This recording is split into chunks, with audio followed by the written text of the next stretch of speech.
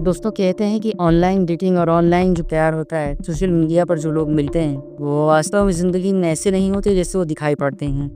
और कभी-कभी ये जो मिलना-जुलना होता है, ये ज़िंदगी में कुछ ऐसी मुसीबतों को जन्म दे देता है, जिसका हल इस ज़िंदगी में नहीं निकल पाता। और उसके बाद जो घटना घटती है, वो इस तरीके से एक खबर बनकर हमारे राह के सामने आती है। तो आज की एक ऐसी सच्ची घटना से आपको रूबरू कराने वाले हैं, जिसके तार मुंबई से लेकर दिल्ली तक जुड़े हुए हैं। और इस घटना में एक व्यक्ति की मौत हो जाती है, खबर बन जाती है और एक बार फिर से विश्वास और भरोसा टूटता हुआ नजर आता है। तो क्या होता है इस सच्ची घटना में, कैसे एक व्यक्ति की जान चली गई और कैसे ऑनलाइन सोशल मीडिया का ये क्या किसी की जिंदगी पर भारी पड़ गया, आज इस वीडियो में आपको बताने वाले हैं। तो वेलकम टू द शो सच्ची घटना। दोस्तों, दिल्ली का एक इलाका पड़ता है, सबर्बन इलाका है, और दिल्ली के रोहिणी इलाके में रहने वाला एक व्यक्ति जिसका नाम गौरव था, वो अपने कंपनी में काम कर रहा था। जब उसे को थोड़ा सा समय मिलता है तो अपनी कंपनी से थोड़ा सा समय निकाल कर अपनी ही कंपनी के लैपटॉप पर एक सोशल मीडिया वेबसाइट पर अपना एक अकाउंट बनाता है और अकाउंट बनाकर वहाँ पर सर्फिंग करने लगता है। कुछ दिनों तक सर्फिंग करने के बाद, ऑनलाइन इस लत को पकड़ लेने के बाद, उसकी मुलाकात एक लड़की से होती है। वो लड़की का नाम था दिव्या, और वो दिव्या मुंबई की रहने वाली थी। दिखने में बेहद खूबसूरत और कमसिन लड़की थी, जिसे देखकर पहली नज़र में कोई उसका दीवाना हो सकता था। बस इस चीज़ को जब गौरव दिखता है तो वो उसकी फ्रेंड रिक्वेस्ट भेजता है, और जैसे उस लड़की के पास फ्रेंड रिक्वेस्ट आती है, कुछ तफ्तीश के बाद, कुछ पूछताछ के बाद, वो लड़की उस फ्रेंड रिक्वेस्ट को एक्सेप्ट कर लेती है। जब फिर दोनों की फ्रेंड रिक्वेस्ट एक्सेप्ट हो जाती है, दोनों दोस्त बन जाते हैं, तो दिल्ली और मुंबई के बीच में लगातार बातचीत होनी शुरू हो जाती है। सोशल मीडिया पर इन लोगों की बातचीत 10-15 दिन तक लगातार चलती है। ये 10-15 दिनों तो बातचीत का दौर अब धीरे धीरे सोशल मीडिया से हटकर फ़ोन पर आ जाता है।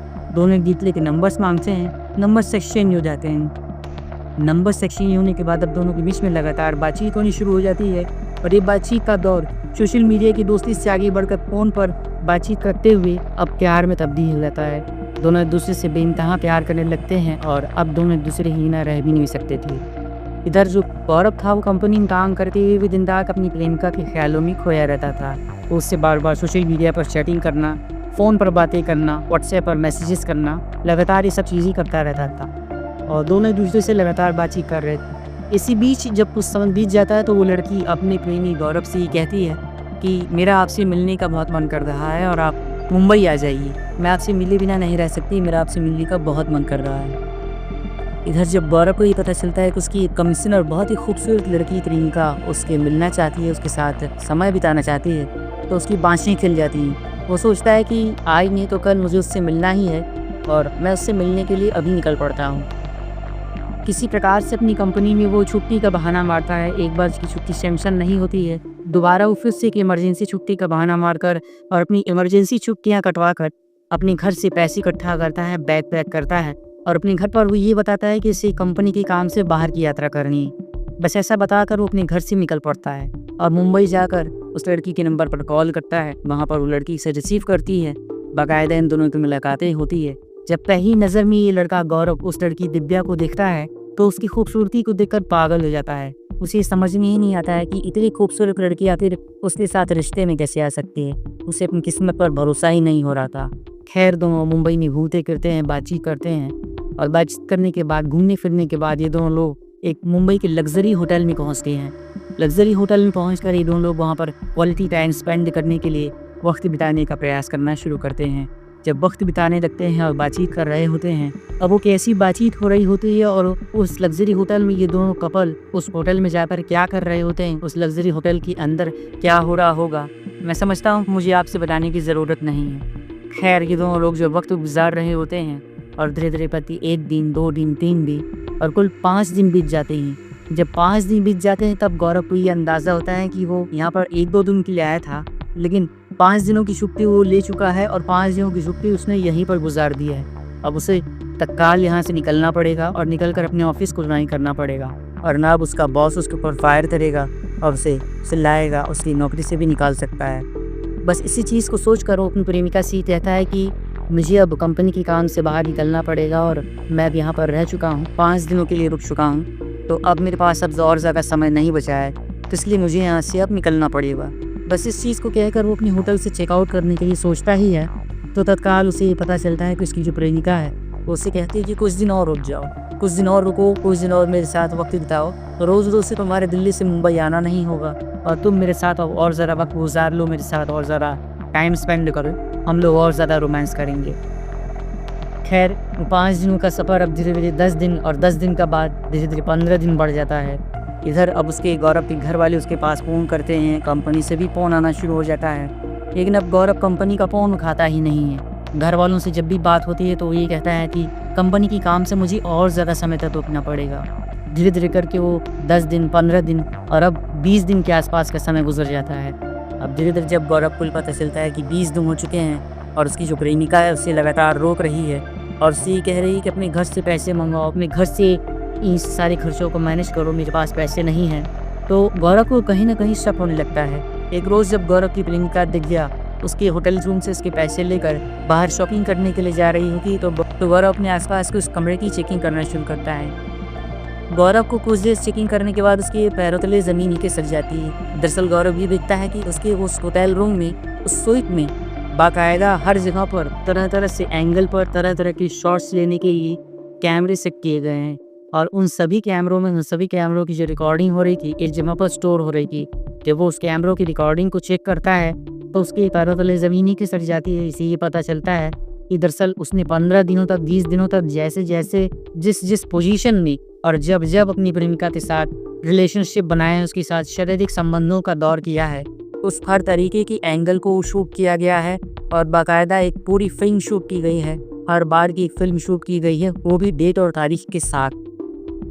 जब इस तरीके से घटनाक्रम का पता गौरव को चलता है तो उसके पैरों के लिए ज़मीन ही खिसक पड़ती है। वो चिल्लाने लगता है, चीखने लगता है, तो वो डर जाता है, वो सोचने लगता है, विचारने लगता है, ये सोचता है कि अब वो क्या करेगा और उसकी ज़िंदगी बर्बाद हो जाएगी।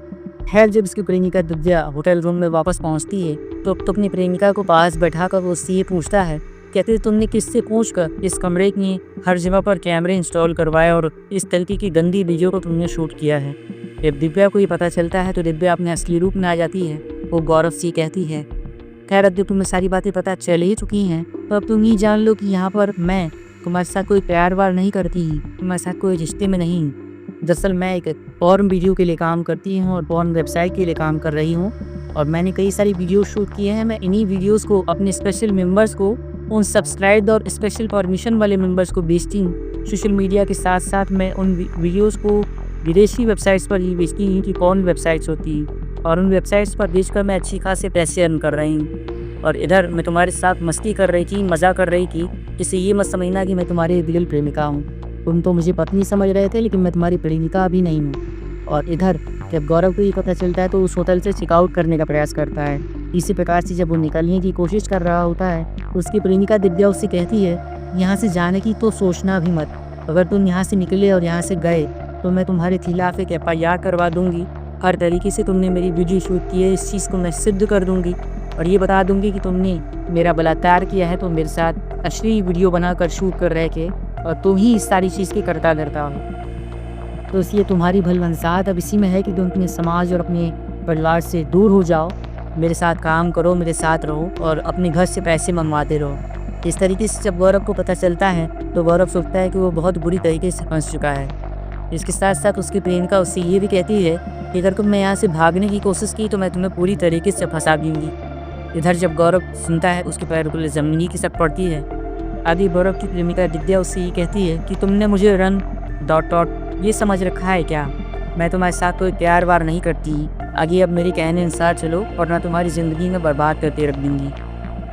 खैर 3 दिन 4 दिन और कुछ दिनों तक तो गौरव इस चीज़ को बर्दाश्त करता रहता है और अब से पहले तो मन से और अब बिना मन के बाद ही गौरव अपनी प्रेमिका के साथ तरह तरह से सिस्टर रिलेशनशिप बनाना शुरू करता है। फिलहाल जब उसका मन भर जाता है, जब उसे ये लगता है कि वो इस गर्त से कभी बाहर नहीं निकल पाएगा, उसे कोई रास्ता नहीं सोचता है, अपने घर पर भी वो झूठ बोलकर ही मुंबई में आया था, तो अब इस चीज़ को ख़त्म करने का एक आखिरी रास्ता समझता है, ये था उसकी ज़िंदगी ख़त्म करना।